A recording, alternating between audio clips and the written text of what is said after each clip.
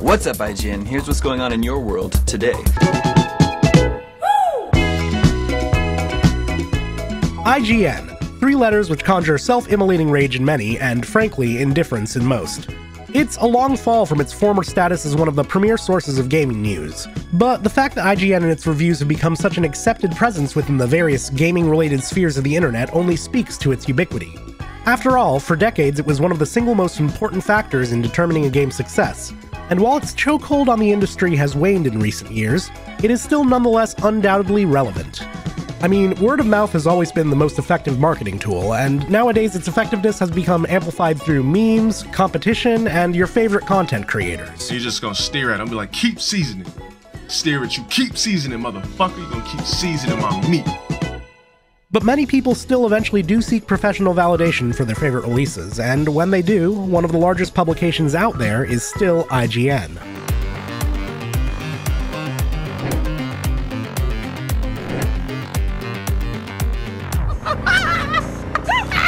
There are a lot of issues with games journalism as an industry right now.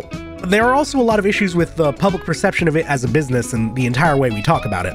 There's like way more to discuss with this subject than I'm willing to here, especially because I think the current discourse lacks a lot of the nuance the topic really deserves, but suffice it to say, a legion of conflicting and fiscally insistent interests mean that IGN's reviews often function less as a review of a game's actual quality, and more like an amalgamation of the hype, marketing, and general buzz surrounding it. With how safe these reviews tend to be, they're often treated as indicators for the general zeitgeist surrounding any particular game. Except for when they don't. So there you have it, Two Humans, a great game for people who love loot drops and equipping and outfitting their characters, and it's a decent ride for the rest of us. For the full written review, check out IGN.com. Don't get me wrong, I actually really appreciate it when they're willing to break from popular opinion for a highly anticipated title. I'd rather there be some variety in the critical discourse surrounding any game as opposed to people rehashing the same talking points ad nauseum. Corporate games journalism is infamous for giving safe 8s and 9s to any game with a budget and a marketing team, so when they break from public perception in a major way, people talk. After all, who can forget Pokemon Aura Aura's mortal sin of having too much water? How about Skyward Sword's flawless perfect 10 out of 10? Added bomb. Skyward Sword added bomb. If you agree with any of these opinions, I won't hold it against you, and I certainly won't say your feelings aren't valid. I too am in possession of a hot take or 12, but prefer not to disclose those without a prior decade of rigorous self-defense training. Regardless, if you share in any of the above opinions, you do still have to recognize that these are rare instances in which IGN stood staunchly against the overwhelming cultural tide, proudly declaring itself to have an opinion of its own, and it's 2 of those moments in particular that I want to look at today. You see, nowadays a so-called bad take from IGN feels kind of quaint, but back in the day before first-hand gameplay footage and independent reviewers were abundant, a bad review from a major outlet could just zandatsu a game that could have otherwise seen a lot of success. And no review embodies that theory in the eyes of the gaming public more than IGN's review of God Hand. There are 3 things the casually informed gamer might know about God Hand. There's this instant classic of an opening screen. There's this MS Paint comic that does a great job of illustrating the experience of playing the game for the first time. And there's IGN's blistering review of the game, forever emblazoning it with a 3.0. Awful. So old school, it hurts. Product sucks. And this last bit was not without consequence. God Hand kinda sold like shit. It is, after all, the game that arguably killed the legendary Clover Studios, made on a low budget, released a month before the PS3 and Wii, and put out in the same year as a new Final Fantasy, a new Zelda, Devil May Cry 3 Special Edition, and fucking Kingdom Hearts 2. Scoring it an entire point lower than the Family Guy game was probably just the last of many nails in its coffin. But here's the thing. God Hand fucks.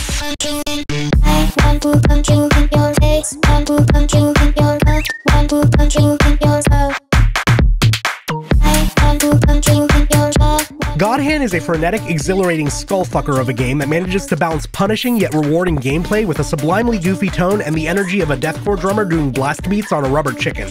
God Hand is Enter the Dragon starring a Bugs Bunny who's still unstable over his divorce. God Hand is a lone Florida man forever locked in a solipsistic mariachi of death and triumph. God Hand is like experiencing JoJo's Part 12 while candy flipping in the Sahara. I think it's pretty alright.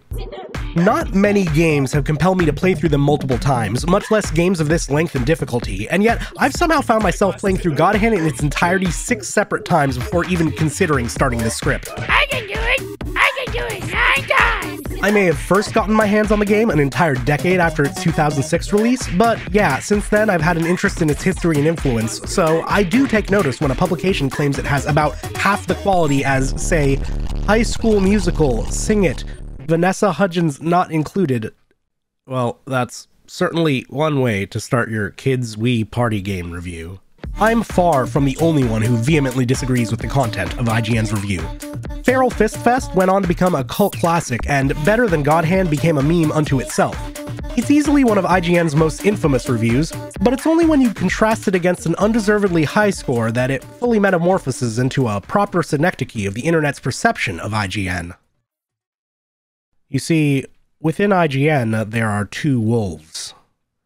One of them gives one of my favorite games of all time a 3, and the other wolf magnanimously gifts a 7.5 unto Imagine Party Babyz.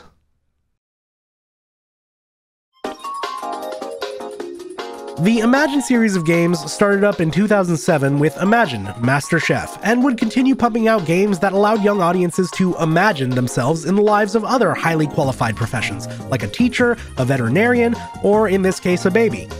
Party Babyz is actually a sequel to 2007's Imagine Babies, though it's worth noting that they actually spelled babies normally for the PAL version. This leads me to assume that these infants don't actually meet the US's standards of babydom, and the marketing team's just pulling the old wings with a Y and a Z trick. Anyways, in addition to being the sequel to Imagine False Toddlers, Party Babyz is also the 16th game the series had put out in the 13 months it had existed up to that point. The fact that the Imagine series even managed to put out a whopping 47 entries in its 6 years of relevance doesn't carry the greatest implication for the quality of said games. Well, that and the cover. I mean, this one looks like they're just shrieking. And like, this smug fucker on the right looks like they're just mocking me for even considering playing this game. That's a look of contempt, and I don't appreciate that from an infant. Smug aura mocks me. It's evil, Charlie. And yet, despite by all appearances being an obvious piece of throwaway shovelware, IGN has deemed Imagine Party Babyz to be of a higher quality than Doom 2016, Luigi's Mansion, Alien Isolation, and the entire Pokemon Mystery Dungeon franchise. I have not played any of these games, so I'm just going to assume that IGN is 100% correct on all these assessments, but saying it's worth 2.5 God Hands? That's an awful lot of hype you got to live up to there, buddy. Ever since I first played through God Hand, this image has been a carol rune etched into my mind, ever beckoning me towards greater insight. If God Hand was able to unleash such a ravenous beast within me, what revelations would something double the quality impress upon my supple and wanting brain? Honestly, I don't think it's going to be very good. It doesn't look very promising. I hate children. I see nothing approaching appeal within this, but frankly, I'll take any excuse I can to replay God Hand. This is probably the funniest context in which to do so, so fuck it. I'm Phirmth, and I'm here to evaluate IGN's reviews of God Hand and Imagine Party Babyz.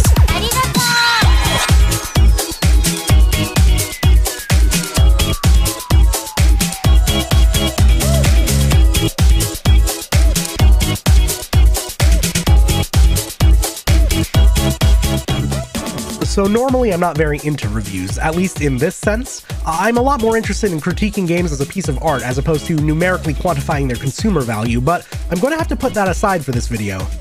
Typically, if I were ever to use a 10 scale, it would be ranking my own personal enjoyment of something, but that's not what IGN is purporting to be doing here. They're informing aspiring gamesmen of where best to spend their gaming dollar, so we have to look at things from this perspective.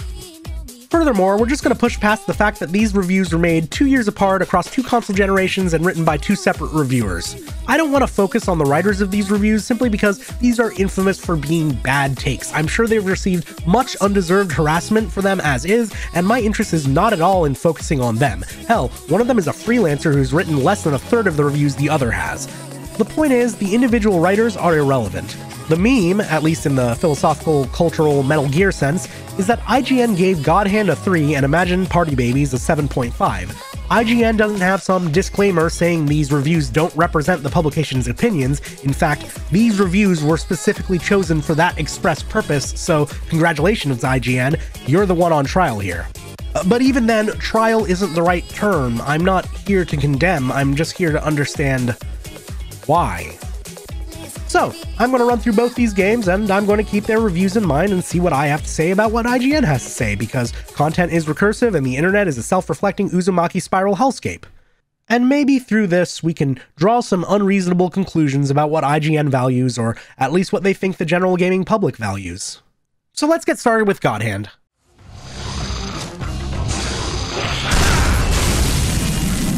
Okay, so God Hand still absolutely shreds even after putting hours upon hours into it, but it's really easy to see how its first few minutes could put off even the most forgiving reviewer.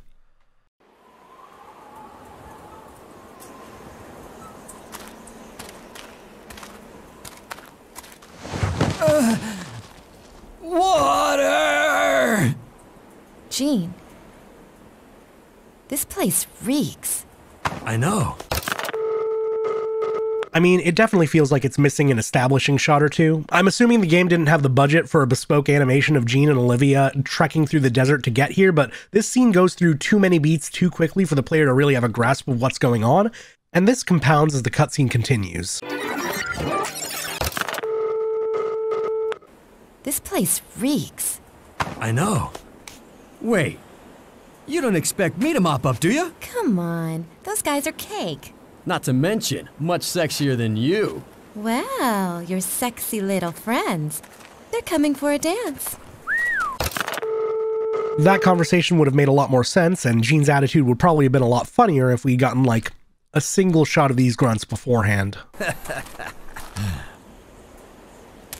They're still sexier than you are. And then bam, you're in the game. You already have two basic enemies right in your face and you don't know any of the controls. Do you want a tutorial? Well, if you're lucky, you can see it right over there. Let's just get there. Oh god, this game has tank controls. Who fucking bought these games? Yeah, this is super rough. It's nice that experienced players never have to waste time on these hints, but it's the kind of thing that would be better accomplished by a simple option to toggle tutorials on or off. These first two enemies aren't difficult at all, but they can be extremely frustrating to players who are still very literally learning to take their first steps in the game. Oh, and when you kill them, another enemy immediately spawns in with a cutscene to pull your focus to them and everything. Only once you've beaten 3 enemies is a new player likely to have a chance to breathe, compose themselves, and get their sea legs, and that's not a great on-ramp for newcomers.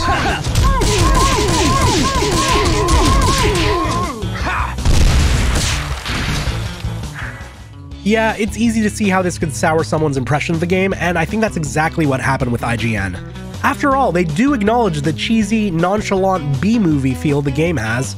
It's a correct assessment, and while they view that as a negative, I understand that its sense of humor isn't for everyone. Criticizing this game's voice acting is simply wrong, though. This voice acting isn't terrible, it's perfect. Thank you! The entire game is this fun, campy romp where even major character revelations can be treated as laugh lines, and the fact that the cast are audibly having fun with their roles really sells this. Special shoutouts to Sam Riegel himself, whose voice talents resulted in some of my absolute favorite scenes. You've been a wonderful audience!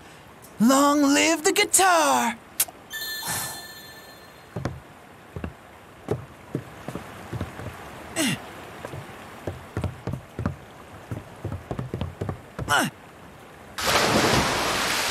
You see, God Hand is shamelessly, unapologetically arcadey, and games like that don't need the deepest lore or the most intricate dialogue. It can be a bonus, but only when it doesn't get in the way of enjoying the game. Most of its cutscenes accomplish the minimum required storytelling, get themselves over with quickly, and maybe give us a fun little sight gag in the process. The only exceptions, for the most part, are the obligatory villain meeting scenes, but even these characterize our villains in ways we otherwise wouldn't have seen and give us a few campy lines to boot. God Hand is so blasé. Call me the Devil Hand. I'd say it's pretty humorless of IGN to not glean any enjoyment from the cutscenes, but I can't entirely fault them for it. What I can fault them for is their assessment of the combat as tedious and mashy, which directly goes against the experience myself and others have had. They do mention juggles, launchers, guard breaks, and tactics of sorts, like choosing the time to use a slower but more powerful move, but IGN doesn't seem to find any of this actually engaging. Which makes me wonder what they do value in combat. You've just described pretty much all the mechanics in, like, most beat-em-ups and fighting games. If anything, God Hand does these better than most other games. I mean, the game's visuals are mostly pretty lacking, but its attack animations are still fluid, detailed, full of character, and completely legible for gameplay purposes. Hitboxes are obvious, as is the delineation between low and high attacks. And look at that, he does a drunken boxing move and he throws one back! This is the greatest work of art ever known by mankind! Enemies also have really varied hit reactions, from staggers to launches to tripping, all of which give you different paths to take your combo down. Enemies might resist these effects at random, which would normally be a mortal sin for an action game, but God Hand includes a counter hit system, wherein hitting an enemy during the start of their attack deals guaranteed damage and hit stun. So no matter what, if your timing is good enough, you can juggle or trip anyone you want. Hands Catcher 2006 is actually exemplary of several of the qualities I want out of my action games. Expressive, responsive, challenging, fair, and deep. Ooh, ouchie. Ooh, ouchie. Terrible dodge, come on. Thank you. It's worth noting that, directly contrary to the way people often talk about this review, IGN mentions nothing about getting stuck on the first stage or even finding the game difficult at all. Instead, the combat is referred to as tedious, which, if anything, implies a lack of difficulty, or at least the fun kind. Maybe IGN found God Hand's combat so easy as to be boring, but I have a hard time believing that. It sounds instead like the tank controls and fixed camera made combat frustrating as opposed to tedious for IGN. This is also pretty understandable, as games had largely moved on from this perspective for years by this point. The controls are often cited as a stumbling block for newcomers, and for good reason. Mano de Dios tends to throw a lot of enemies your way, and the camera can be hard to wrangle to the target you want. It's learnable, but remains a valid frustration even with my hours of experience. That being said, the camera system does come with its own set of benefits. When you are locked on, the perspective is ideal for reading enemy attack animations and hit reactions, which is what the gameplay is all about in the first place. The only time this perspective fails is against some of the larger bosses, and even then they have their own set of smaller tells that experienced players can latch onto and learn to deal with. You'd think that this one-on-one focus would make the game a nightmare when the player is dealing with multiple enemies, and while that is true, the sorcerers at Clover were smart enough to account for this. The game provides a radar that tracks enemies, dropped weapons, and even incoming projectiles. At its lowest difficulty level, enemies barely attack from behind, and when they do, it's often announced with a distinct sound cue. And the game provides many forms of crowd control as long as the player is willing to experiment. Furthermore, the fixed camera frees up the right stick to be used exclusively for dodging. Flicking the stick down or sideways results in a backflip or an extremely quick sidestep that strafes around enemies, while flicking it up executes this beautiful little bob and weave. This last bit is probably my favorite piece of the game's design. It's effective against most attacks, essentially anything but big vertical slashes and low sweeps, and it's incredibly quick, making it spammable but not smooth-brained. You can cancel just about anything into a dodge, so this is a great defensive reflex, but you still have to be cognizant of what it is you're trying to dodge in the first place. Again, this is probably the best fucking thing about God Hand. You know how Bloodborne loves attack animations that carry the enemy forward, punishing players for mindlessly rolling backwards and playing defensively? God Hand has plenty of those, but like I mentioned, this is a dodge you can cancel into from just about anything, encouraging you to stay in a hater's face, tap dancing around their blows and fishing for a counter hit. The camera and controls directly funnel the player towards playing the game more aggressively and therefore faster and more reactive and therefore, ultimately, a lot more fun. When you factor these in with directional attack inputs that would likely get muddied by camera-independent movement, it's hard to argue that the control scheme doesn't vindicate itself. While its execution isn't unimpeachable, I often have a hard time figuring out how it would be fixed. Absolver tried lifting this game's dodge controls while still retaining a free-roaming camera while out of combat, and for the most part this actually works really well. Even then, though, suddenly gaining and losing the ability to dodge can be extremely jarring, and doesn't make me feel like the masterful, instinctive Jackie Chan stan that I want to be when playing Absolver. I know IGN didn't have a decade and a half of prescience when reviewing God Hand, but the point is that all this time later, it's hard if not impossible to play another game quite like it, and the controls factor directly into that. God Hand has been compared to Dark Souls in ways both relevant and not, but I'd actually compare IGN's review of God Hand to a review of Dark Souls that says the story is vague and unmotivating, major mechanics are too cryptic for their own good, attacks feel slow and clunky, and stamina limits what the player can do at crucial times in combat. These are all technically true, but miss the point, often actively failing to acknowledge said point in the process. Dave in Ballbusters doesn't have an incredible story, but it never pretended it was even trying to have one. It just wanted to make you laugh and let you get on with the game. God Hand's camera steepens the learning curve, but it directly enables mechanics that determine the game's great pacing. IGN does point out a few issues I do agree with, like the player's health carrying over between stages, which is pretty hard to justify. It's one thing to look at the decision made in the development of a game and say, I don't like this and here's why, but it's an entirely different thing to do so without at least acknowledging the potential upsides. I know there's only so much room in any given review, and only so much time to write it, but it appears as if IGN's priorities were mismatched with the game's. Also, do you want me to bring you some lipstick with that? Boom! You got faced again, Corman. There's actually this lingering sense of heartbreak across this entire review, as if IGN felt betrayed based on the studio's history. God Hand wasn't just a Capcom game, it was developed by Clover. These devs had recently put out Beautiful Joe and Okami, both of which were critical darlings and personal favorites of mine. Hell, it was even directed by Resident Evil mastermind Shinji Mikami, and I think this pedigree gave IGN almost transformative expectations of the game. They say that one of the only interesting things about the game is its combat system, but combat is pretty much the entire game. They even mention the game's completely customizable moveset means that combat will remain varied and fresh throughout your entire playthrough, and then turn around and say the game doesn't have enough other stuff to do. IGN also mentions the game's titular super mode and corresponding roulette moves, but simply doesn't seem impressed. Don't act like you don't like the Ballbuster. While it's true that plenty of other games in the genre have their own superficial equivalents, God Hand still shows a lot of polish in its execution of these. The tension gauge feels just fast enough to be rewarding without feeling completely free, and the God Hand mode itself is extremely powerful but limited to a very tight timer. Roulette moves are varied and fun while still having enough startup to require some thought. These things look rad as hell and are so wacky that you feel compelled to try all of them at least once, even if Chain Yanker is pound for pound the best use of an orb. These add a layer of resource management onto the game, but what's really impressive is how, directly contrary to the review, it doesn't rely on them. Every attack is dodgeable, every enemy can be counter-hit for a huge opening, every prompt can be strategically milked for free damage and meter, and all without using your resources. In fact, right before the second stage, Olivia plants a kick me sign on Gene's back that only falls off if he dies, uses a roulette move, or uses the God Hand. This is the developers just taunting expert players to keep it on for their entire playthrough, making for a really fun, if nightmarishly difficult challenge run.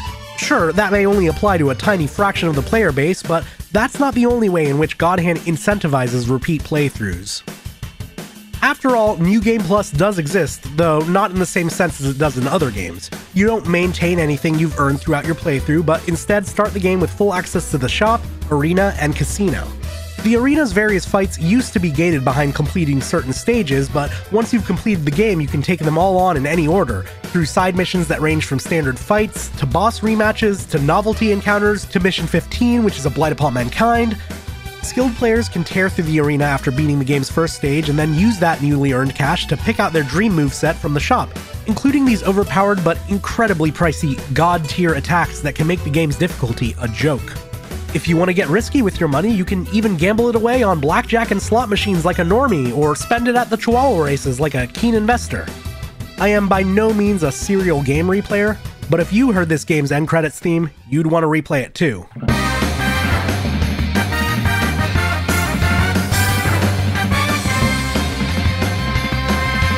The best thing about replaying the game, however, is its difficulty system.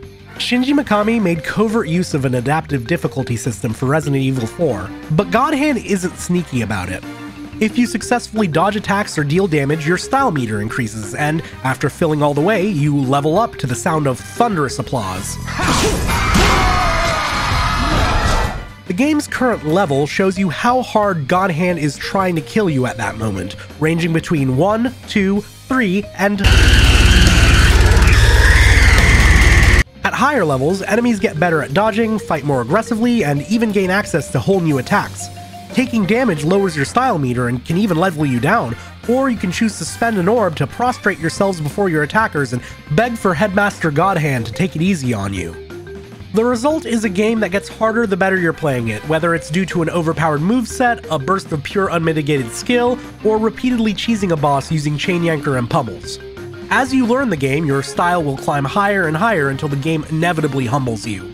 I still feel like an untouchable golden god when I'm playing at level 3 or higher, and like I belong in a garbage can whenever I'm knocked down to level 1.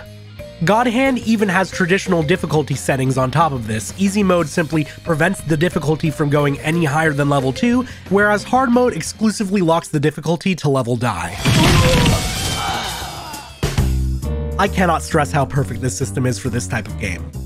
Godhand isn't procedurally generated, there's no roguelike elements, so having such a modular difficulty keeps things constant and learnable while remaining challenging. The only real RNG for Godhand's combat is which items spawn and which enemies randomly resurrect themselves as new friendly pals. I'm a demon. This, fun fact, is also influenced by the current difficulty level, meaning the better you're playing, the more likely you are to run into Mad Hands Mihail, Narcissa Needlenips, and Blavglod the Exsanguinator over here.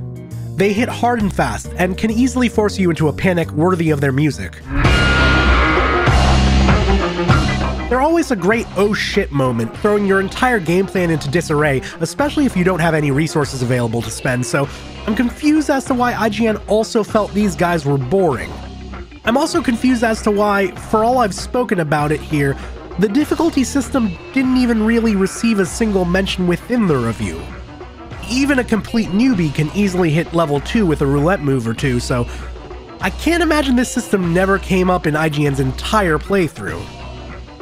IGN also doesn't mention some of the more problematic elements of the game's humor. See, that's just upsetting. That's hey, I have to disagree with this. You should not be putting down a man's dream. I just don't think that we should fat shame ninjas. You know, I know this game has its problems, but I never thought it would resort to fat shaming. Again, some of these cutscenes absolutely shred.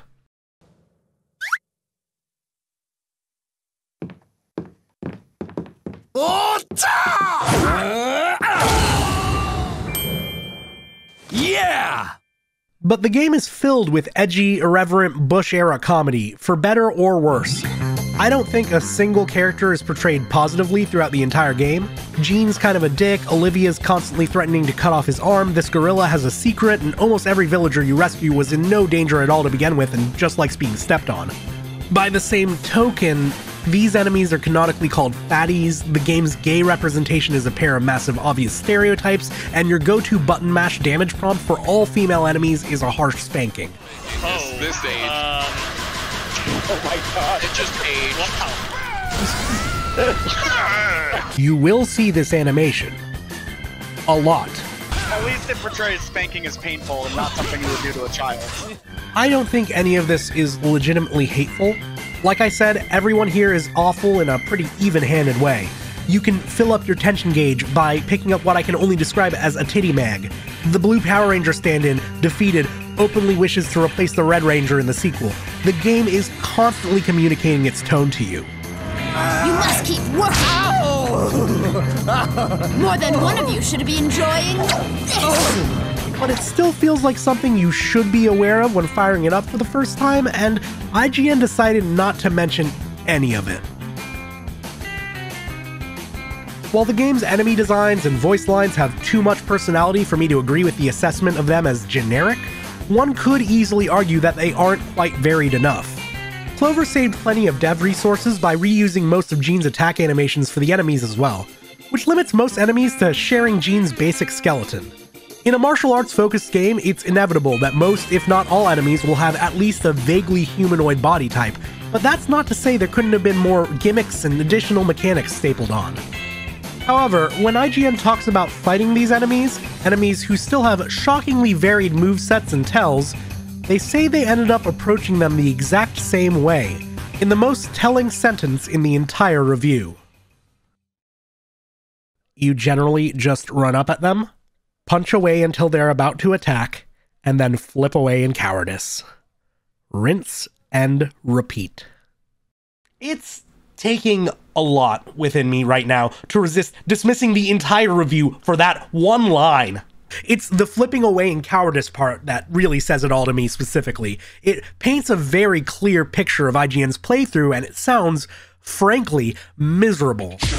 There are moments where God Hand doesn't punish and can even reward hit-and-run tactics, but usually only in small bursts, scrambling to find health in a boss arena. It's a terrible way to actually deal damage to anything or anyone, and the words flipping away make me assume IGN's using a lot of the backflip, which will often get you punished anyways.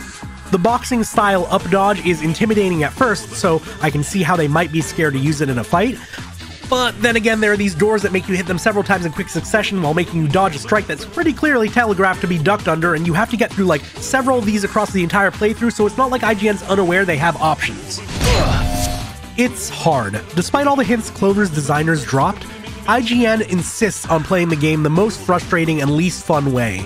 And while I think that most gamers would eventually get around that, they have to accept that this is also probably representative of the experience many casual gamers might have had. Probably not the majority, but I still have to acknowledge that this is a valid potential experience. The aforementioned buffet of issues with modern games journalism also probably contributes to this. It has the same energy of someone terrified of heights being asked to review a flight sim and then complaining that there's nothing to do here but fly planes. With time and a better attitude, I'm sure IGN could have had more fun with God Hand, but I imagine review deadlines would have drastically affected the experience itself. So while this is a bad critique of God Hand, I have to acknowledge that some aspects of it will ring true for some people who end up playing it, and factor that into my evaluation. It's certainly not for everyone. Don't get me wrong though, this is still a bad critique of God Hand. IGN isn't evaluating God Hand based on what Clover is attempting to accomplish, they're evaluating it based on what they want it to be. Listing off annoyances with a game still has its place, but it's meaningless without context. After all, in the words of the world's greatest games critic, Sekiro is a terrible racing game. I can see how, coming off the heels of the moving, visually poetic Okami, it was unthinkable to IGN that God Hand would turn out to be a jokey, trashy, indulgent action romp with gameplay that was simultaneously a generation behind and 3 decades ahead of its time. But that's what it was, and it really deserves to be evaluated as such. Except, this isn't a critique, this is a review. Not an evaluation of something's artistic merit, but an assessment of a product's consumer value. And on this level, yeah, it's still kinda bad. God Hand is definitely not for everyone, but IGN makes it sound like it isn't for anyone. If anything, stylish action games like this were just hitting their stride. God of War, Ninja Gaiden, and Devil May Cry 3 had all released within the last 2 years to resounding critical and commercial success. People were primed and receptive to difficult, deep melee combat with focused, linear campaigns that encouraged repeat playthroughs. A game didn't need multiplayer if combat looked so sick that having friends over could turn it into its own spectator sport. Oh yeah, here we go. Whoa. God bless. Hell yeah. This game I forgot this fight. I do think that, given a representative enough cross-section of the gaming public, a few people would end up agreeing with IGN's review. But I also think that the game's level of polish and ingenuity would have been a lot more apparent to most. And while not everyone would continue playing and seeking to improve, plenty would. And those who didn't would come away from the game with a far less scathing take. IGN's review of God Hand is so shallow, even its assessment of the mechanics is superficial. And while I have to note the grain of truth nestled within, it's a bad review. I'd quantify it now, but first, there's something I've been putting off. Yeah, I haven't even looked at a single screenshot from or trailer for Imagine Party Babyz yet. I haven't even opened the package the game came in. I don't want those children's smiles to mock me. Like, I've recorded and edited this far into the video, but I honestly just really wanted to play God Hand again. But, you know, this was my excuse for that, and, sunk cost fallacy, so, yeah. Oh, I guess, Let's try it, baby.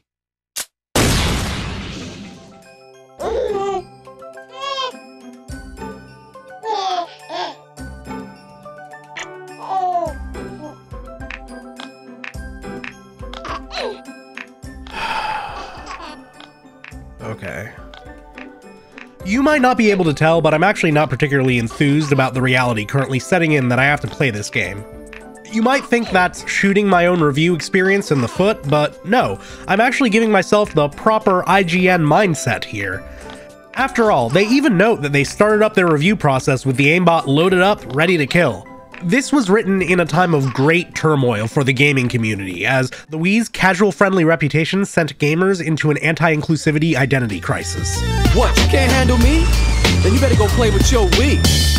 And this game appears to be an avatar of said newfound approachability and the shovelware it brought, and as such, many gamers forswore it. I'm teabag, see, I come with no black, no sugar, no cream. That's why it's surprising that IGN spends so many pixels assuring us that IPB actually managed to win them over through sheer charm, polish, and most importantly, depth. So I'm putting myself in a position to be won over as well. I may be approaching this from a perspective of doubt, but I'm keeping an open mind here. After all, IGN does claim IPB to be one of the finest minigame collections to ever grace the Wii. On a console rife with minigame collections, including a WarioWare and 2 Mario parties, Imagine Party Babyz should have to do plenty to earn its status among that pantheon. So, I am remaining entirely receptive to the possibility that, while God Hand may be the game for me, Turned Up Toddlers could be a far better product for the mainstream consumer audience. I mean, at least it's less likely to contain anything blatantly and immediately offensive. Oh. Okay, let's boot this up.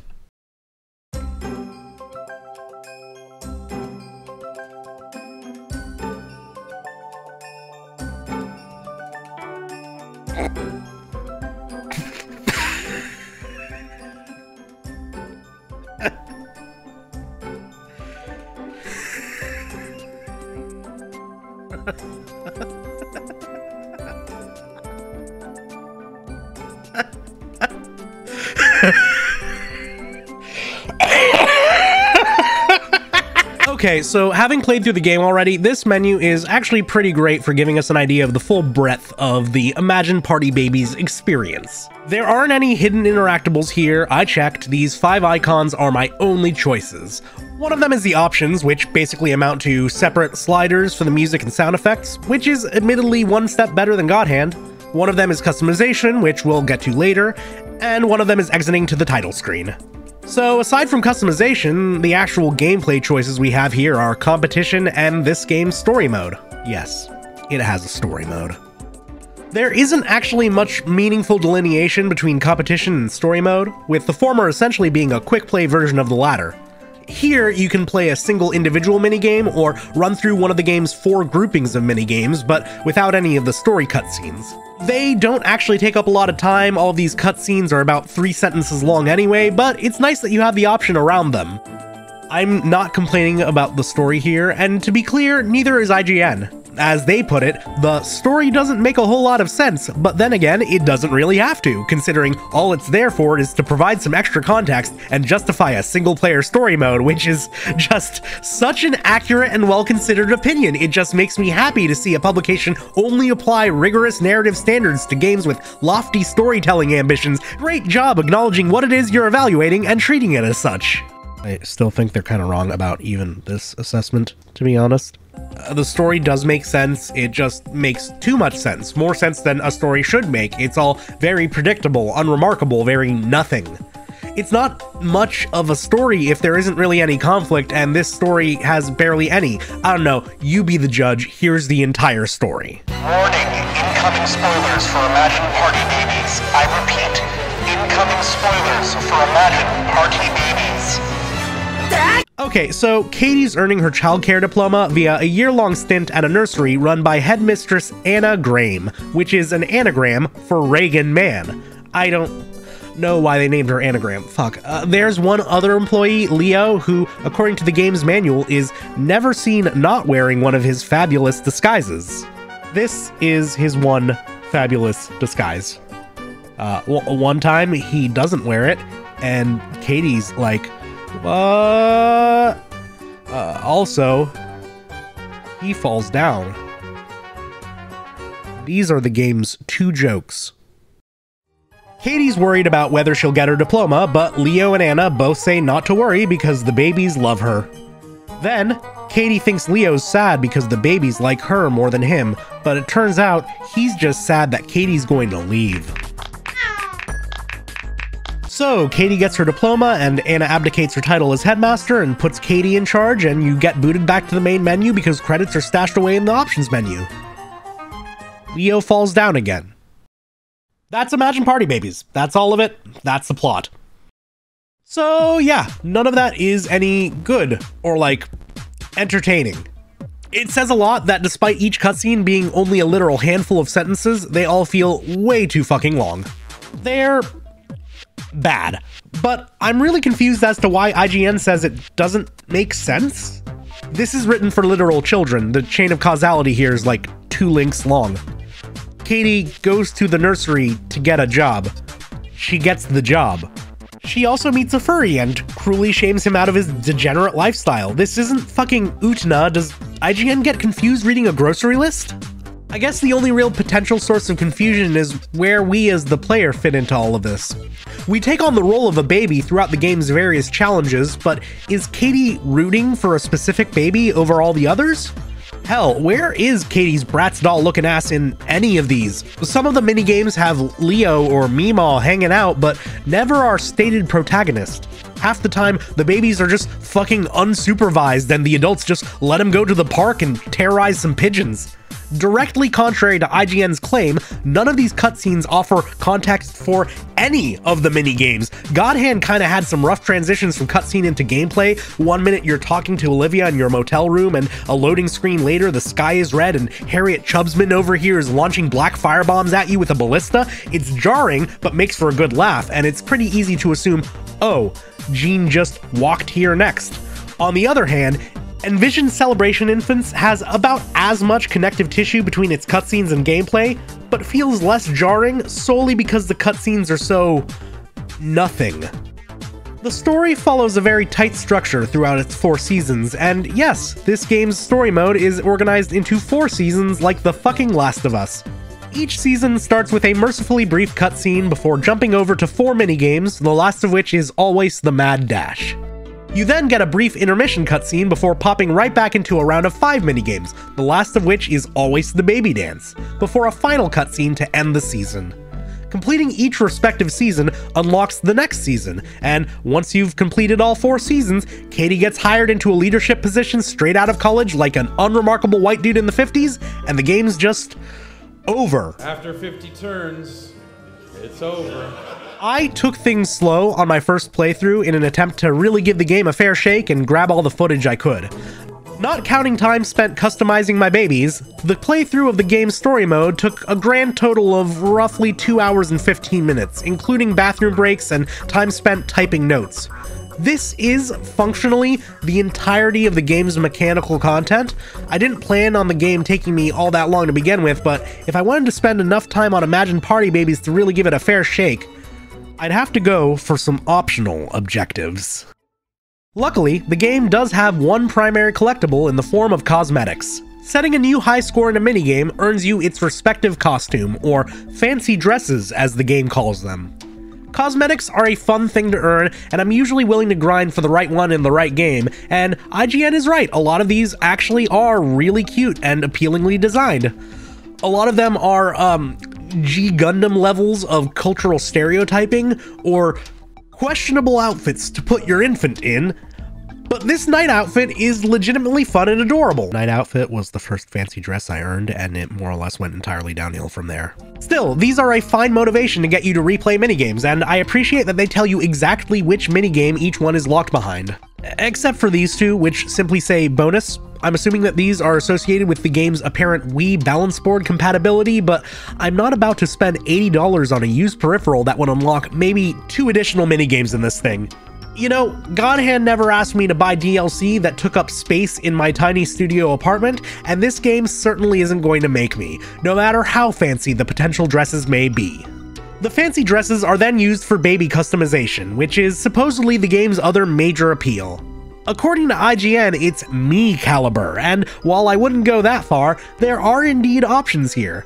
You're basically limited to choosing your baby's skin tone, name, and either putting them in one of the fancy dresses in its entirety or mixing and matching the various pieces to create your own icon of fetus fashion.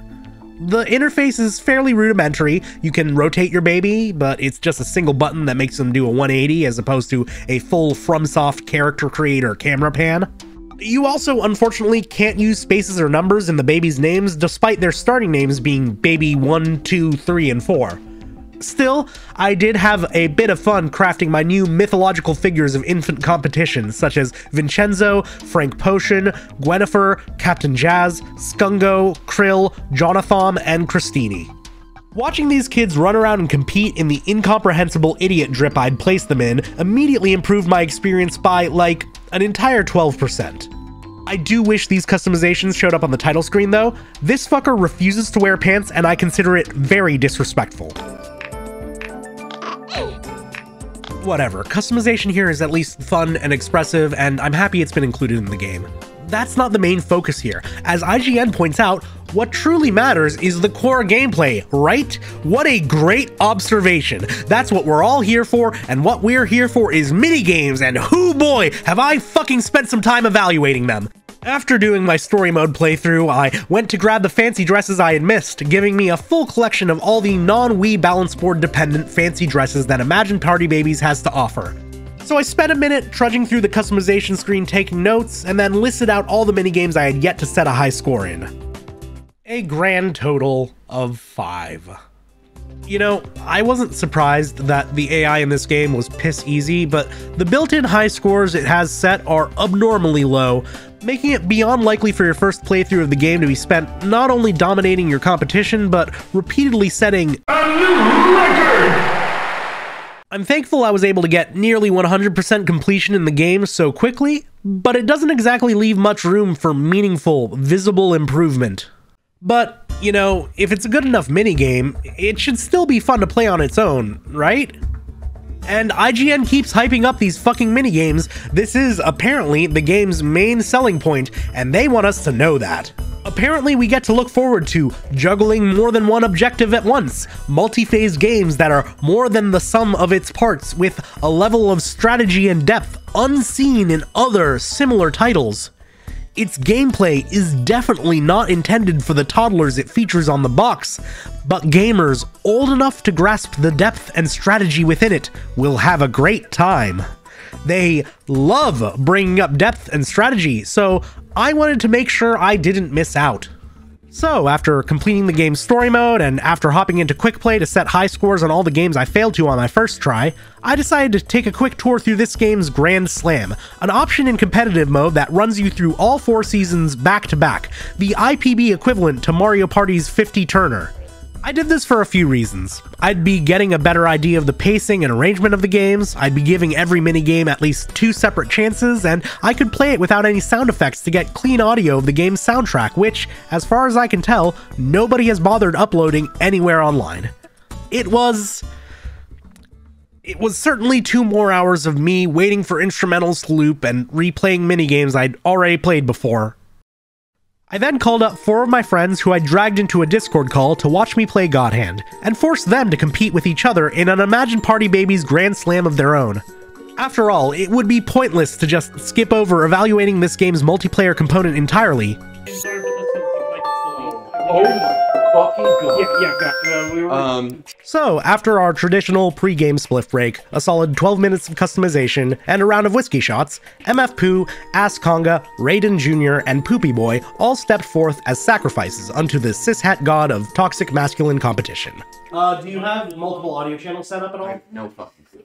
I could do that for you if you wanted. Go ahead. I then proceeded to change up the OBS settings on my friend's computer so I could get clean audio of only my friends on the microphone, and in my manic haste to spur these gentlemen towards the realization that these games repeat themselves, fucked up the settings, leaving myself without any recording of my friend's reactions to the entire evening, leaving the exercise nigh pointless. This news was received in an understandable manner. So, after Dragon Ball streaming my way through a bout of depression, I got my dogs back together for a quick round of interviews on Discord to make up for it, roughly 2 weeks later, once we'd had time to let the experience ferment. do you have anything you'd like to say to me for having made you experience Imagine Party Babyz? You're a sadist?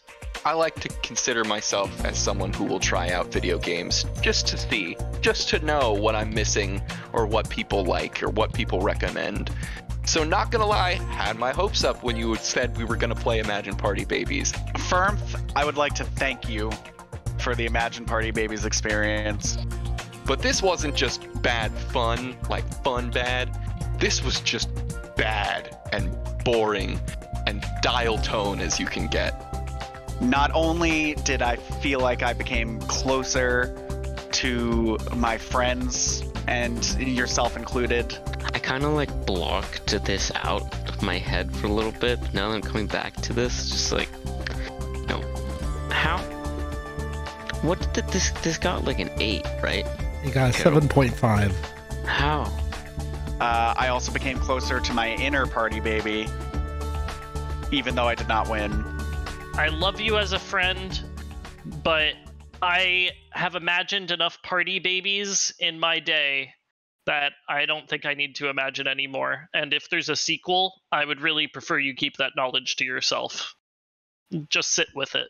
So, having played through all these minigames at least twice and witnessing my dogs tear each other apart over them, I think I've collected enough data to start making some informed evaluations. So, seeing as they're pretty much the entire remaining content of Imagine Party Babyz, let's talk about some motherfucking minigames. I gotta spruce this place up for the games.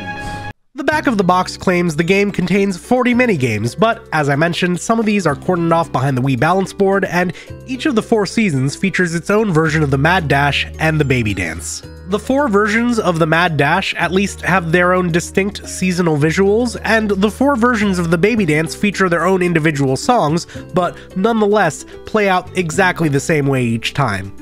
I ultimately count a grand total of 31 games, nearly 25% fewer than the game's advertised value.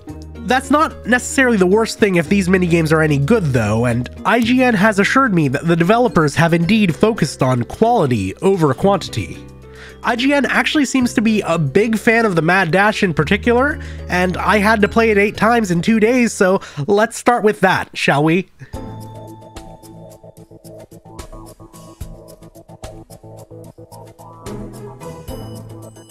The first thing you'll notice in an Imagine Party Babyz minigame instructions screen is that it's not very good. The various Mario parties have given players the opportunity to mess around with their controls or even do a test run of a game before starting it for real, but in IPB, you can't even scroll back to the last slide. If you or one of the 3 people you've dragged into this hellscape press the A button one too many times, that's an entire third of the instructions you can't go back to reread. Which is just really bad design on a quality of life level. Most minigame collections had this stuff figured out as far back as the N64.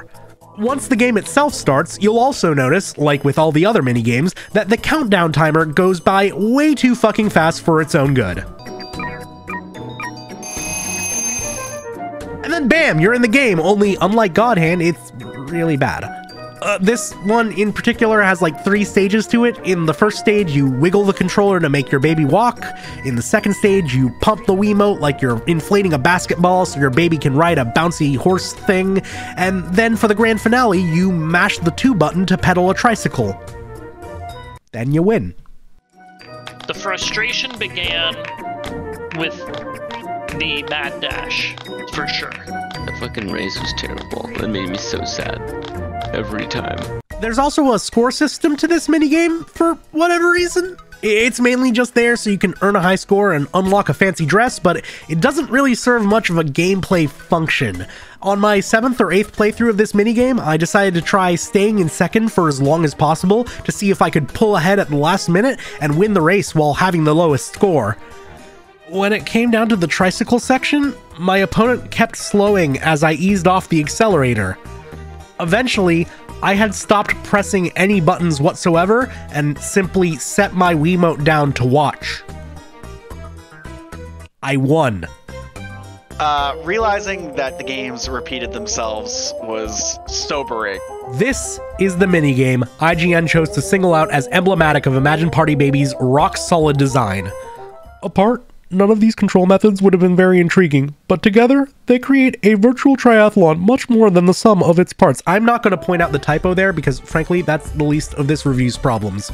I won't deny that the 3 control schemes add complexity, but they don't invoke depth and certainly not strategy.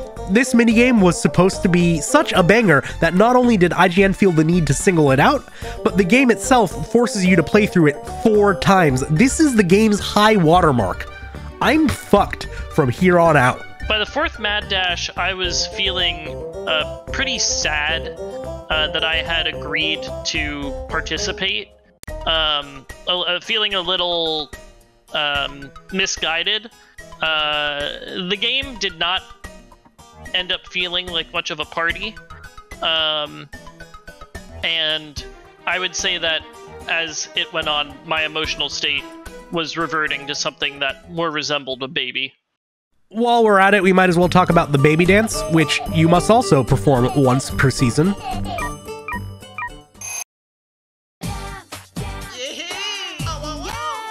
If I have to play that dancing one again, I refuse. I will just straight up refuse.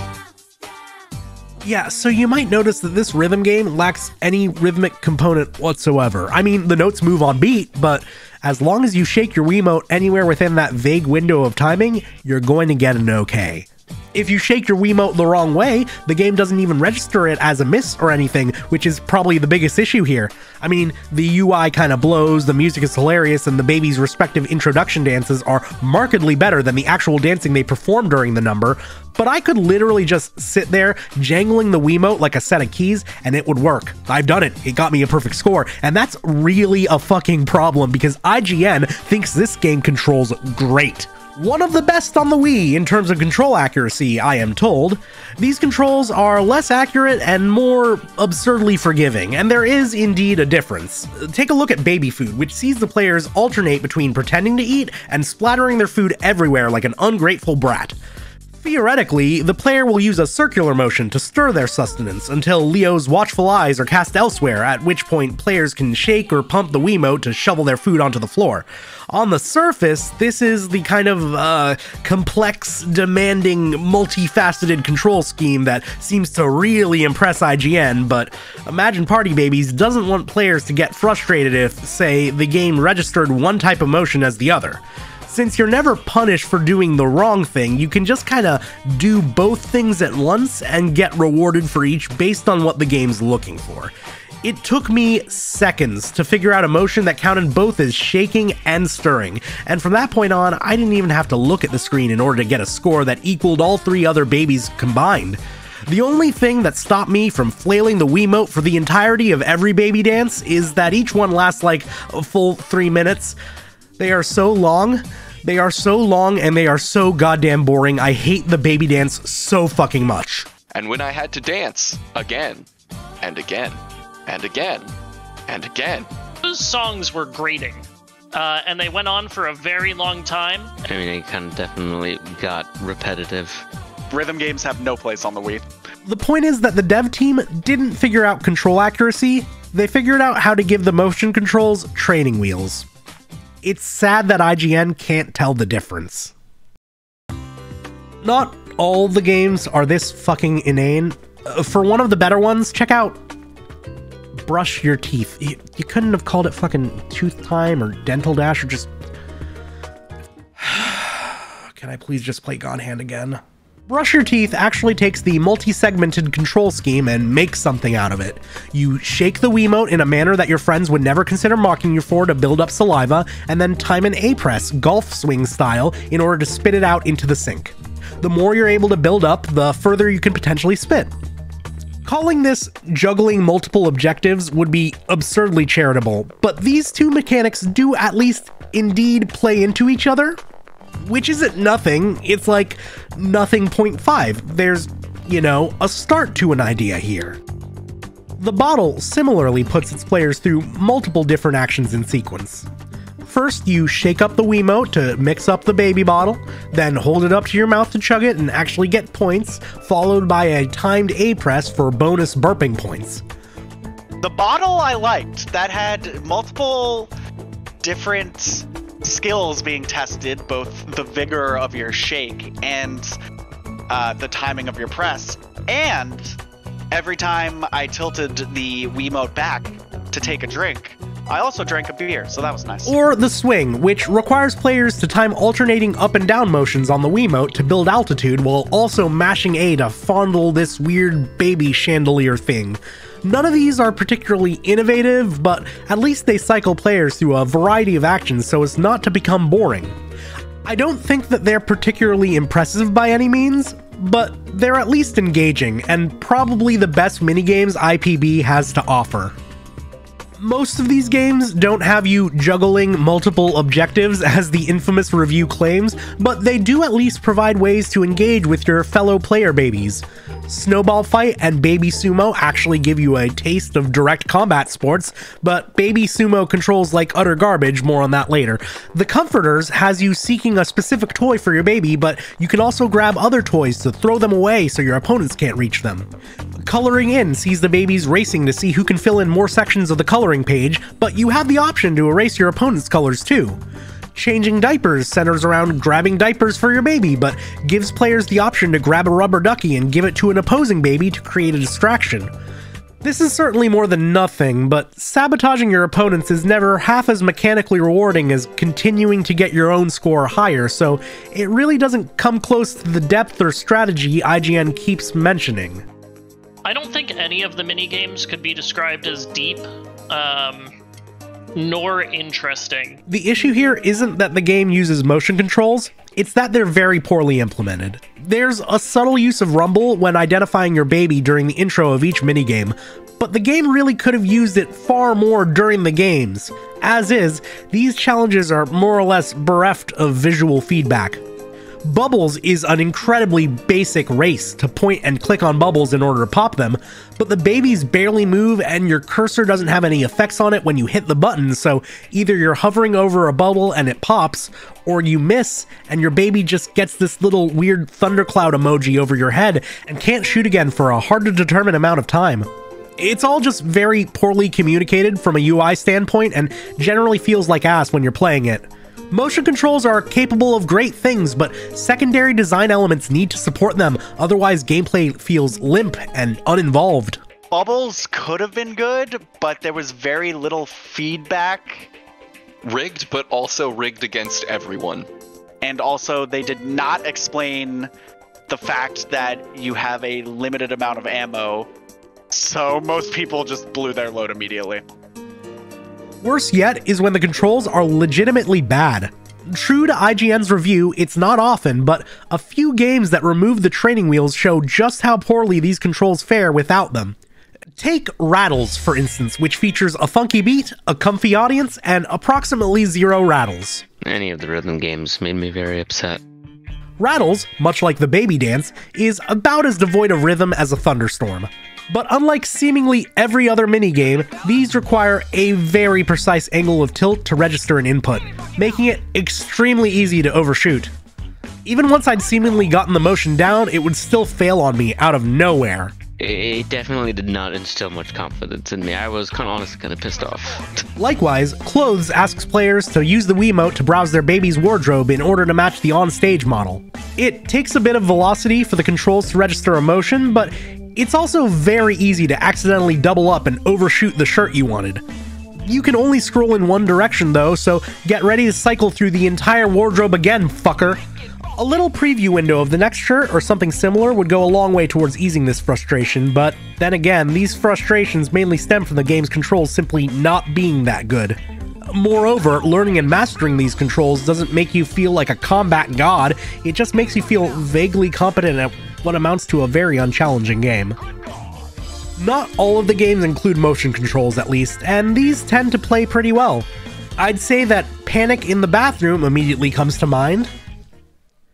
In the bathroom, everything's an excuse for fun and games. God, I fucking despise this hell of my own making. Anyways, Panic in the Bathroom just uses the D-pad and controls exactly as you would expect it would, which is a really nice change of pace they use to give us Tron. It's slow Tron. They also decide to forego the motion controls for bowels. Clean your bowels? Boulet? Boulet. Fucking French-ass Ubisoft. Anyways, it's just another word for bocce, which is what this game is. I guess they couldn't really do lawn darts. These games function fine, they're just, you know, things that already exist, but now they're slower. Monsters in the Cupboard is basically Simon, right? Oh, wow, hey, God Hand has that too, and it goes so much fucking faster! There are actually several other games that just already existed in other forms and aren't really enhanced by motion controls at all. Counting Sheep would function the exact same way with a controller. So would Pears, Clothes, and Monsters in the Cupboard. I'm not asking IPB to justify anything as wild as God Hand's tank controls. I get that this was a Wii game and thus wants to take advantage of its hardware. Just being able to play these minigames via motion controls would likely be a fun enough novelty for some people, I'm sure. But there are enough games that would function as well or better with a controller to make me question whether the game should have at least given players the option. Physically, my wrists were sore. I could not think of flicking another Wiimote without snapping a tendon and having to call my doctor the next day, so I needed to start seeing how I could best prepare. And that affected my mental game, because the fact that I had to consider my own physical health in the middle of a baby game really threw me for a loop. Just like any other Wii game with an excess amount of controller shaking, maybe stay away from this one if you got fucked up wrists. No judgment, I get it, carpal tunnel's a motherfucker, but if you were to play this game, and to be clear, if it wasn't already apparent, I am very much encouraging you to never fucking touch this game. Be prepared to spend a lot of time just jerking off Wiimotes. That's what it is. There's no way around it. That's absolutely what you're doing. You spend so many of these games just manhandling the moat. Sometimes it feels like they want you to do it in short, intense bursts, like in the swimming pool, wherein you violently throttle the controller in order to paddle toys towards you. They even give you a stamina bar to prevent you from spamming it, but the AI is so fucking bad and tire themselves out so quickly that keeping up a light and steady pace earned me literally every single point available in the game and left all my opponents at 0. It's exploitable, not really in a fun way. It happened far too easily to make me feel smart, and frankly, on top of 8 fucking runs of the Mad Dash, just didn't sit well with my forearms. You're just mashing it now. God Hand does also involve a lot of button mashing for various damage prompts, and could probably be subject to the same conversation. We'll talk more about accessibility later. My point is that this control scheme has hella drawbacks while still failing to explore much of the possibility space opened up by their accessibility. And they tried. God, did they try, and God, can you see it. There's a set of minigames I haven't really talked much about so far. The Comforter's Tea Time, the Sandpit, Hands Off My Comforter, Pigeons, and Baby Sumo all use a very similar control scheme. Functioning slightly more like an RTS, these games all have you drag your pointer around the screen to have your baby automatically walk towards it. The first time you experience it is in the Comforter's Tea Time, and it actually functions pretty well. You know, you're playing as a baby here, and they're not the most athletic creatures. Having this dumb fucker waddle around just trying to collect pretend food for their stuffed animal just kind of fits. You get exponentially more points for bringing a higher stack of food, but you can run into other babies, causing you to both spill all of your food, which actually adds in a solid risk-reward factors and elements of player sabotage. This is strategy. This is depth. That one had a good element of strategy. That was cut through. And also a direct element of fucking over the other players, which I would have liked to see more of. Sure, you're slow and clumsy, you're a fucking baby. Just because you slap the word party in front of it doesn't make you Usain Bolt. Okay, so then there's the Sandpit, which increases your baby's speed relative to their distance from the pointer, allowing you to just tweak all over this giant litter box. It looks really funny and feels really jarring, especially since the game looked like it was going to give you the exact same control scheme as before, only, you know, you can press A to dig. But my party baby avatar getting the zoomies might have actually been an intended mechanic, seeing as it shows up again in Hands Off My Comforter, which tells me I have to actually press A to sprint now. Even though pointer distance still seemed to be a factor here, but there was also a whole entire stamina system to punish you for sprinting too much. Don't worry though, they actually bring back the stamina system for pigeons, except now you don't automatically move towards your cursor, you have to hold A to walk and repeatedly tap A to run, but keep your eye on the stamina. Also, if you start running, you have to come to a full stop before you can start regularly walking again. So we kind of had to guesstimate in us making some game time decisions mid-game about what we were supposed to do. Do I hold to run? Do I point to run? The world may never know. It all comes to a head in Baby Sumo, which cuts half of these mechanics, tweaks the numbers on all the remaining ones, and then throws in the B button for whatever the fuck this is. The hitbox and frame data on this thing are fucking indecipherable. I have no idea when it goes off, nor do I know why it sometimes launches the opposing Babu into the fucking farmer's market 3 blocks over. I'd love to figure out how this works, but I don't feel like spending any more time attempting to glean eldritch knowledge from a sumo baby. They put them all in fruit costumes right before the match, and that's cute and all, but God help you if you lose track of yourself as a result. Maybe kids shouldn't be doing this. This batch of minigames in particular feels like a look into the game's dev history. More specifically, it feels like several stages in the development of a single minigame, one that had time and thought poured into its control scheme until someone suggested spinning off each prototype of the same game into their own experiences. After that first, most basic one, they all play slightly differently and all significantly worse. This is bad enough on its own, but in conversation with each other, they all end up looking lower quality, lending far more credence to my creeping suspicion that this might be a bad game, and you might not want to play it. So I would rate the controls as bad. The rest of IPB's games are pretty predictable fare. Nap time, much like baby food, can be cheesed with strategic, indiscriminate shaking. The tickles is just a version of coloring in that makes me uncomfortable, especially with the way the CPU's feathers ominously hover into place. I would prefer not to think about the tickles. I am not commenting on tickling my baby with a feather. There's Banjo-Tooie, there's Squid Game for babies. And there's a color-coded whack-a-jack-in-the-box eldritch monstrosity thing. And with that, we've basically talked about every single Imagine Party Babyz minigame. Oh, Bouncy Castle. Bouncy Castle's kind of all right. Compliment sandwich and all. It's definitely entertaining. I guess all that's really left to talk about is the game's defining feature, its art direction. Oh, I'm sorry, did the art style not jump out at you too? Because IGN ate that shit up. Amazingly appealing, charming, unique, and consistent. You see, IGN here is of the completely based opinion that a good enough game, despite not being technically impressive, can still, through animation and art direction, encourage the player to get over their established visual prejudices. What a thought. I would describe the game's art style as Party Baby. Fisher Price, but make it rounder.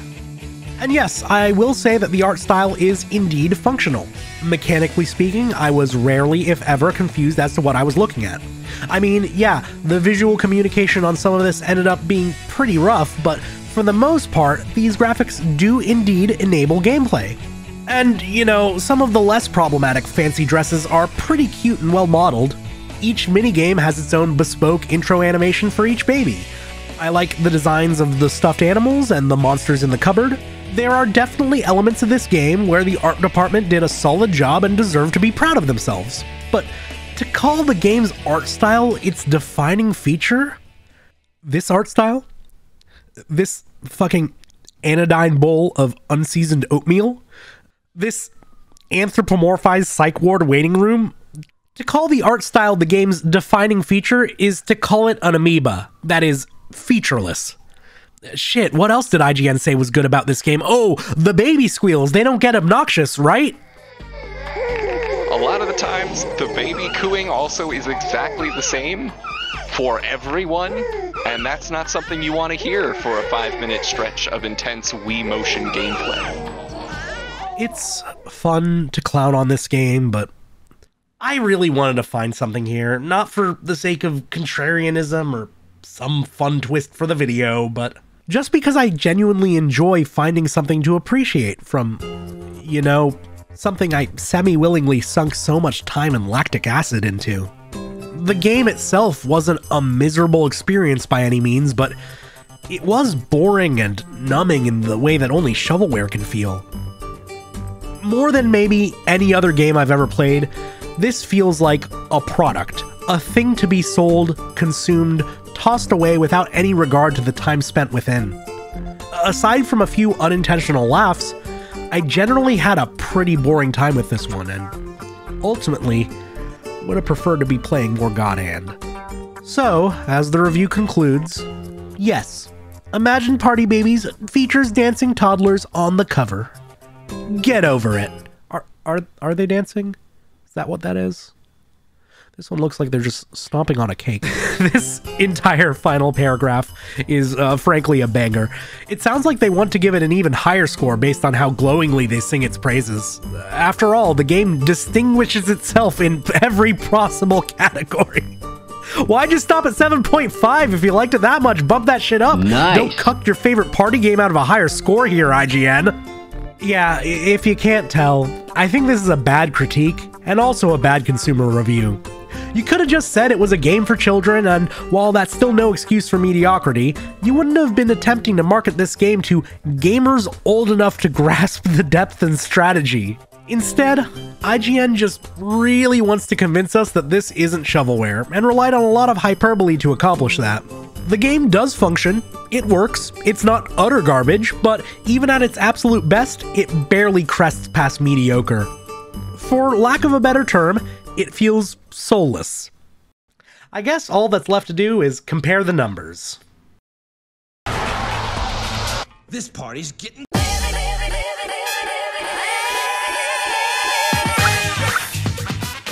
Presentation, which seems to include art direction, UI elements, and for whatever reason, the game's narrative. God Hand might not be the cleanest looking game, but like I said, the story functions well and is pretty fun, and I actually really like these menu screens and noises. Imagine Party Babyz story, on the other hand, is a giant nothing sandwich, and while the UI is often unobtrusive, these colors are loud and garish and ultimately really ugly. The game does not have an art style. It is just there. Acknowledging that not everyone will enjoy God Hand's humor, I'd probably bump it up to a 7. I don't want to let my bias for the game color my assessment too much. Nice. Party Babyz gets a 5.0, but I'll bump it up to a 5.5 just because IGN says the game looks a bit immature for its content, and that's fucking hilarious. I would say that it is suitable for the audience that was intended to play the game. The game's visuals, from a style standpoint, I think are fine if the game is being played by children. Graphics. Okay, God Hand doesn't look great. Most of the footage in this video was upscaled to perfectly legal emulation software, but I do have some capture card footage from my original copy, and yeah, it's less than pretty. Animations are incredible, but the environments especially suffer. IGN's kinda dead on the money here. Wow! Imagine Party Babyz isn't on the most powerful hardware either, but I still think IGN's given them a little too much credit here. These visuals rarely qualify as charming and come a lot closer to just inoffensive. Anodyne is the word that kept coming to mind during my playthrough, and personally, I like a little spice. It really had nothing going on in terms of art design. That's what I'm really looking at. Like, the graphics themselves, technically, not good, but I wouldn't expect anything. I was hoping for a little bit more visual oomph, though. The various pre-minigame animations add enough seasoning for this game to get an even 6.0, just like God Hand. Wow! Sound. I actually agree with this review that God Hand's soundtrack indeed shreds, but again, the game's voice acting is also tonally perfect. Kicking your ass. Sound effects are louder than I'd like them to be, but still punch through the mix beautifully, and add a great deal of frenetic feedback to the game. I'm bumping this one up to an 8.5. Great! Only held back because, again, the game is way too fucking loud when you're actually using the God Hand. Imagine Party Babyz soundtrack, on the other hand, is Color 1 Ryu. The most interesting part of any of these songs is the names my friends and I have given to them. Contrary to IGN, the baby sounds do, in fact, get obnoxious. Too much baby laughter. No one wants to hear that much baby laughter.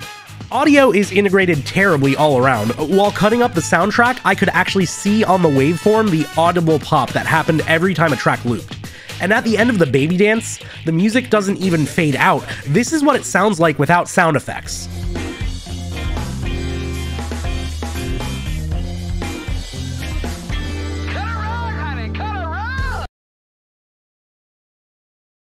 Imagine Party Babyz gets a 4 for sound. Boring. Gameplay. God Hand. Not for everybody. still really good. There were other games in the genre at the time doing their own things, and I can see how the verticality of a jump button or DMC3's weapon switching could still appeal over God Hand's mano-a-mano basics, but it's still solid. I'm gonna hold myself back and give it an 8.5, but know that I'm internally screaming at myself to just get it over with and give it a perfect 10. Awesome! Party Babyz, on the other hand, does not, in fact, have particularly varied or tight controlling minigames for the most part. All of the minigames that I liked in this game were basically rip-offs of ones from Mario Party. Many of them function, but not in a way that's remotely engaging. I feel like if I had a positive thing to say about one of the minigames, it would have stuck with me. So having made this much effort to remember it probably doesn't mean much. So I'm going to rescind what I said before. Nope, no minigame has stuck with me. 4.5, at least there are multiple minigames. Shit! And lasting appeal. God Hand is a surprisingly long game, IGN's right, but its skill ceiling, customization options, and difficulty system make repeat playthroughs a treat. There's not much filler, and while the game's pacing lags a bit towards the midsection, it's a snappy and fun playthrough with plenty of tough-as-nails post-game content. I'm gonna give this one a 9, it's held up beautifully. I love it! Meanwhile, Imagine Party Babyz took me about a fifth as long to play through as God Hand, and that was counting a lot of time spent writing notes or taking breaks. Again, I played the entire story mode, replayed enough minigames to unlock the remaining fancy dresses, and then played an entire grand slam of every minigame all over again for soundtracking purposes, and still only spent about half the time I did playing through God Hand once. And to be clear, I'm thankful to never have to touch it again.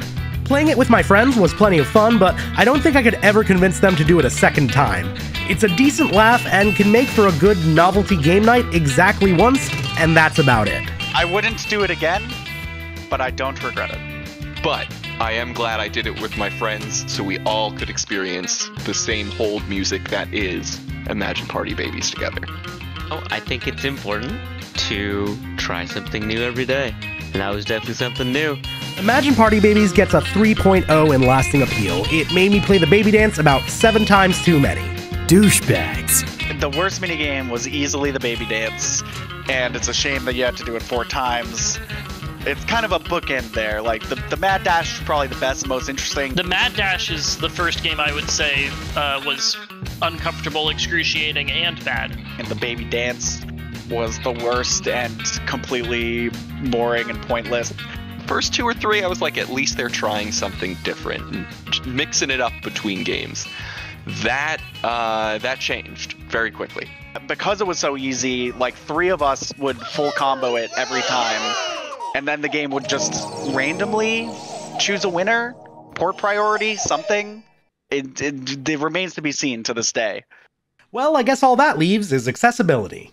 Yeah, IGN doesn't rank that, and it's a topic that's still only beginning to take root in mainstream discussions, but it's irresponsible for a commercial product review to not bring this up.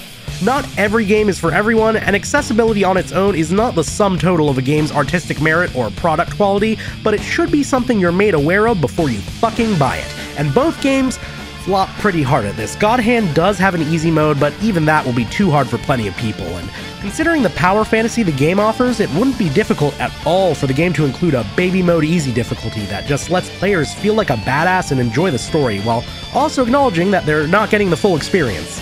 Metal Gear Solid 5 did a great job with this recently via the Chicken Hat, and a separate difficulty mode like this would only increase the size of the player base while doing nothing to bother experienced players. Imagine Party Babyz is clearly much more approachable, but has its own problems. Get ready for some severe carpal tunnel because they do not space it out, or at least the mode we were playing was not spaced out. Jamming on a button as fast as you can is a great way to get carpal tunnel. It was tormenting, honestly. I think I was like tormented because I was just like, oh god, like this? I have to do this again. It is not fun. It is not engaging. It is aggravating to then get knocked out as you are jamming on that button as fast as you possibly can, and then realizing how sore your shoulder is from having tried to imagine a party baby, but you just weren't up to snuff. Felt very dry inside. My physical state the next day was fine. Mentally, I was going back and considering my mistakes and what I could have done differently to be the truest party baby. These things haunt me. Like I mentioned before, some shaking motions or wrist contortions could be painful or even impossible for some players, and worse yet, it's a multiplayer game that uses color-coded UI elements to differentiate players and their cursors without having any sort of colorblind options. Neither game has any control options whatsoever, aside from Godhand's customizable moveset, so yeah, I'm not going to quantify it, I'm just going to give both games an accessibility rating of bad.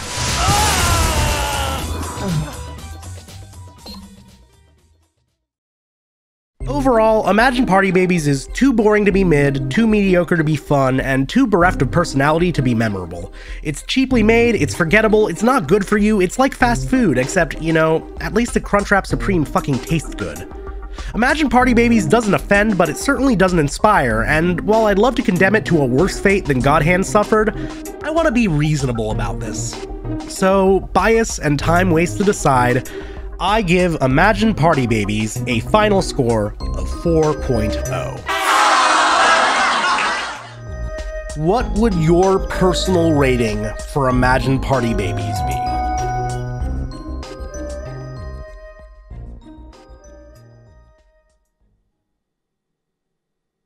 I need to think about this one. If I had to rate this game, I would probably do a 4 out of 10. It's got a lot of problems. It's got a lot of problems. I definitely felt that I betrayed my baby. My baby should have done much better. 5.3. You know, you just gotta, I'm trying my best to, you know, look at the positive things in life, you know, and you know, there you go. Little party babies. Yep. Personally, I would give Imagine Party Babyz a 0 out of 2. That's not helpful. Godhand, though. You know, making this video has really made me see it with new eyes. And while I was always aware of its flaws, I've had to confront them in a much more clinical light now. And after pushing my love for the game aside, and after looking over the numbers, well, 10 out of 10, fuck you. You're such a fucking hoe. I love it. You're such a fucking hoe. I love it. You're such a fucking hoe. While we're at it, I just want to say that I don't really care about IGN at all. Not in a dismissive way. Like I said, it's nice to know what the normie mainstream games press is thinking every once in a while, but I've never actually gotten particularly interested or invested in the scores they give or their review process until, well, really grabbing footage for this video and realizing I needed to do a little bit of research at least. I just don't want this to come off as the result of some sort of vendetta against them. It's simply a byproduct of me finding this image hilarious and wanting to make a high-effort shitpost about it. This is not a hit piece, as I stated earlier. The unnuanced games journalism bad take is just inane and, frankly, really smooth-brained, so I'm sorry for picking a bit of fun at the folks over at, God, I'm tired of calling them IGN. Do they go by anything else? Okay, let me hit up their website. What's under the more section? Do I have a history? What's this? Oh, look, if you're in the state of California, you can file a request to have them stop selling your personal information. I love that they're so upfront about that. Okay, sweet. We have an article from the actual website itself. It's written for its 10-year anniversary. There's just the history of IGN.com. We'll find something here. That's nice. What began as a collection of 3 console-specific Imagine Games Network...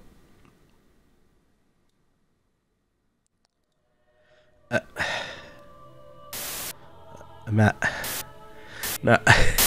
It's no, they couldn't. Imagine Games. That's.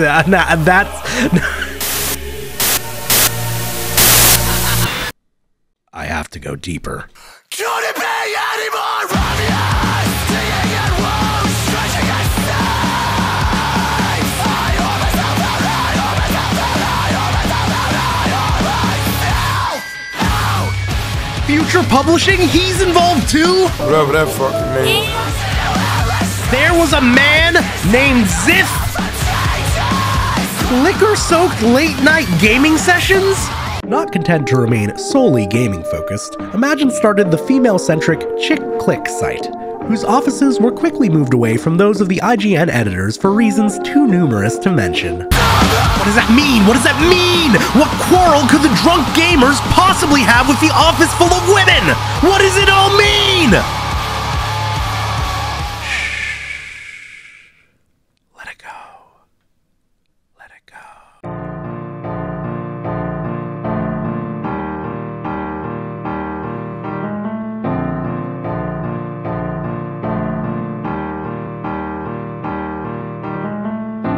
Imagine party babies, that they may grant us eyes, abyss of looping music, pastel lord of the flies. Yet some would say that these babies spell God Hand's demise. You may say I'm a gamer, but I'm not the toxic type. I ran like 8 separate mad dashes, but I just don't get the hype. The Imagine Games Network and the Imagine video game franchise have no affiliation. I just didn't know how to end the video. They don't know how to end things either, though. When my friends finished their Grand Slam, there was no victory screen. They just got booted back to the main menu. So while credits play out, we're just gonna listen to them complain about that. Thank you for watching. The lack of a victory screen was just insulting. The fact that I put in all of that effort, all of those games, the comebacks and everything, and we just skip right over a victory screen. I felt fairly indifferent as I knew that I had lost the lead in the last couple games. I don't care what kind of child psychologist said it's a good idea not to show who won and who lost, that everyone can be a party baby is wrong. I want to examine my stats, and if I had won, I would have wanted to see a detailed breakdown of how and why I won, so I could shove it in other people's faces. And frankly, not having to look at the victory screen helped me pretend that I had never played the game. But sadly, that taste of victory, that one thing to grab onto, that you are the truest baby and that is why you went through all of this pain and played this game for 2 hours. I was the party baby and everyone needed to know. That sense of victory was robbed, and you were just unceremoniously shoved back to the main screen to contemplate why you did this in the first place. I knew I got last place, so I wasn't that mad to see that I got last place. It's not something that should be marketed. Maybe leave that for Imagine Fashion Party. Real Imagine game, by the way. Is it? Yes. You looked it up? It is absolutely a real Imagine game. Yeah, you're right. You're right. Did you come preloaded with that knowledge, or did you look that up as you say it? I've been looking some things up, trying to jog my memory on some of the images. Fair enough, honestly. Okay, cool. You may also be interested in knowing that when I Google search Imagine Party Babyz, one of the first related topic is Wii, and the second related topic is God Hand. Yes, exactly.